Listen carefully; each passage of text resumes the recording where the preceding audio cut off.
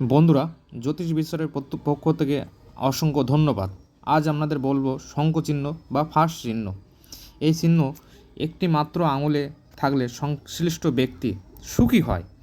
এই চিহ্ন দুটি আঙুলে থাকলে কিন্তু শুভ সূচিত হয় চিহ্ন, এবং এই চিহ্ন যদি তিনটে আঙুলে দেখা যায় এটি কিন্তু মন্দ চিহ্ন বলা হয়।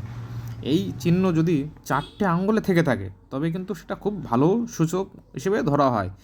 এই চিহ্ন যদি পঞ্চম নম্বর আঙুলে দেখে থাকেন তবে কিন্তু এটা ভালো লক্ষণ নয়, এবং ষষ্ঠতম আঙুলে যদি এটা দেখেন ব্যক্তির কিন্তু সংশ্লিষ্ট সহ্যের অধিকারী হয়ে যাবে। এই ব্যক্তি কিন্তু খুব ভালো রেজাল্ট, সব দিক থেকে সফলতা পাবেন। এবং সপ্তমতম আঙুলে যদি এই ব্যক্তির শঙ্খচিহ্ন থেকে থাকে তবে কিন্তু সে রাজতুল্য আরাম পেয়ে থাকবে। এবং অষ্টমতম আঙুলে যদি এই ব্যক্তির শঙ্খচিহ্ন থেকে থাকে সে রাজার মতো ভাগ্য লাভ করে থাকবে। এবং নবমতম আঙুলে যদি থেকে থাকে রাজার মতো সেই রাজ যোগ সব উপভোগ করতে পারবেন এবং বিলাসিতা ভোগ করতে পারবেন। এবং এই চিহ্ন যদি বৃহস্পতির সংশ্লিষ্ট আঙুলে হয়ে থাকেন তবে কিন্তু ব্যক্তি মৃতব্যয়ী হয়ে থাকেন। এবং শনির আঙুলে যদি হয়ে থাকেন ব্যক্তি কিন্তু জ্ঞানী, বৈজ্ঞানিক দৃষ্টিভঙ্গি সম্পন্ন হয়ে থাকেন। এই চিহ্ন যদি রবির আঙুলে দেখা যায় তবে অর্থ ব্যবসায় নষ্ট হয়।